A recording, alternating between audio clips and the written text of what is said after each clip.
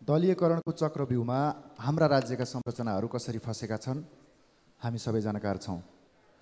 यो चक्रव्यूहमा संरचनाहरू फसाएर दलले आफ्नो स्वार्थका लागि प्रयोग गर्दा र आफ्ना र आफन्तीका लागि प्रयोग गर्दा, स्वार्थका लागि प्रयोग गर्दाखेरि त फाइदै भयो होला, तर आम नागरिक, विश्वजगत सबै चकित हुने गरी हाम्रा राज्यका संरचनाहरू दलीय चक्रव्यूहमा फसिया छन्। यसै सन्दर्भमा राष्ट्र ब्याङ्क जस्तो गरिमामय संस्थामा जुन नेतृत्वका लागि गभर्नर नियुक्तिका विषयमा जुन किसिमको लज्जास्पद अभ्यास र ऐतिहासिक भूल गरिँदैछ, यसले भोलिका दिनमा अलिकति बचेको राष्ट्र ब्याङ्कको गरिमामय त्यो गरिमा पनि क्षयीकरण हुने निश्चित छ, क्षयीकरण पक्का हुन्छ। सामान्य सभामुख महोदय, विगतमा दलीयकरणको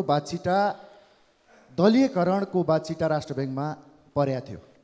त्यो राजनीतिक बाछिटाले विगतमा अर्थ मन्त्रालयसँगको राष्ट्र ब्याङ्कको द्वन्द्व सतहमै आएको थियो। अर्थमन्त्री पूर्व अर्थज्यूहरू यहीँ हुनुहुन्छ। वित्तीय नीति, बजेट नीति कार्यान्वयन गर्नका लागि र मौद्रिक नीतिहरू कार्यान्वयन गर्नका लागि त्यो दलीयकरणका बाछिटेका कारणले कस्ता प्रभाव परे सबै जानकार छौँ। यसले समग्र अर्थतन्त्रमा कस्तो असर पार्यो, निजी क्षेत्रलाई कसरी हतोत्साही गर्यो, यो चिज जान्दा जान्दै फेरि दलीयकरणको अभ्यासमा दलबाट नै खुल्लमखुल्ला रूपमा हाम्रा दलका तर्फबाट भनेर जुन किसिमको अभ्यास गरिँदैछ यो एकदमै निन्दनीय छ। आज राष्ट्र ब्याङ्क ऐन 2058 को दफा 21 सबै जानकार छौँ होला, राजनीतिक दलको सदस्य वा पदाधिकारी गभर्नर हुन अयोग्य भनेर। अहिले चर्चामा आइराखेको छ, नाम समाचारहरू आइराखेको छ, हाक्का हाक्की चुनाव लड्या मान्छेलाई, त्यो पनि मैसँग हो। फेरि मसँग फेरि तेस्रो भाव है, भारी मतले हाक्का हाक्की गभर्नर भनेर अगाडि सारिया छ। यो राष्ट्र ब्याङ्क ऐन 2058 को दफा 21 सबैलाई स्मरण गराउन चाहन्छु। अर्को छ राष्ट्र ब्याङ्क ऐन 2058 को दफा 20 ग छ, त्यहाँ विषयगत कार्य अनुभव भनिया छ। कृषि वातावरण पढेर मौद्रिक नीति बनाउने, मौद्रिक नीतिसम्मको काम गर्नुपर्ने राष्ट्र ब्याङ्क चलाउन सकिएला। कार्य अनुभवका कुरा छ।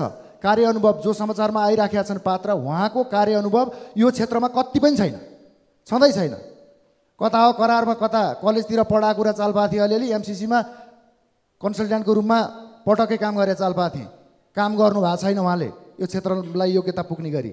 यो चिजमा विशेष ध्यान दियोस्, म यो जानकारी गराउन चाहन्छु।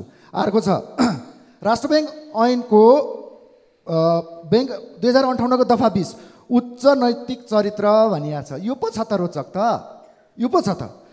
अब के अरे सिफारिस समितिमा आफै बस्ने, मान्छे भेटाइएन भनेर 3 महिना पछाडि आफै अगाडि। यहाँ भन्दाको रोचकता अरू के होला? लाजलाई पनि अब त धेरै नै लाज लागिसकेको छ।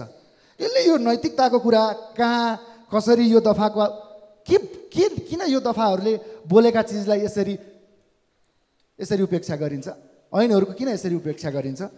अर्को छ यो दलीयकरणका शैलीले संरचनामा भएका कब्जाका कारणले गर्दा हिजो विगतमा धितोपत्र बोर्डमा 10 महिनासम्म त्यहाँको प्रमुख नियुक्ति नहुँदै गर्दाखेरि कस्तो प्रभाव रह्यो होला? यसमा आज सिङ्गो सदनले बहस गर्नुपर्ने होइन, यो दलीय चक्रव्यूहबाट बाहिर निकाल्नको लागि सिङ्गो सदनले बहस गर्नुपर्ने होइन। विगतको त्यो दलीयकरणको प्रभाव राष्ट्र ब्याङ्कमा परेको र त्यसका असरका बारेमा सिङ्गो सदनले बहस गर्नुपर्ने होइन।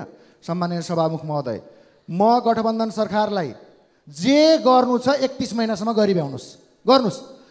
चल्या छ लडाइँ, 2टा गभर्नर बनाउनुहोस् न, एउटा बिचौलिया ह्यान्डल गर्ने, एउटा नोटमा सिग्नेचर गर्ने बनाउनुहोस्। अर्को काम पनि गर्नुहोस् यो 31 महिनाको बिचमा। त्यो छापिएको नोटमा हुन्छ नि, आफ्ना चुनाव चिन्ह राख्नुहोस्, गरे हुन्छ। तर यो 31 महिना पछाडि आम नागरिकले सहँदैनन्, छुट दिँदैनन्। यो देशको दलीयकरण विरुद्ध आम नागरिक जागृत भइसकेका छन्, जागरुक भइसकेका छन्। धन्यवाद।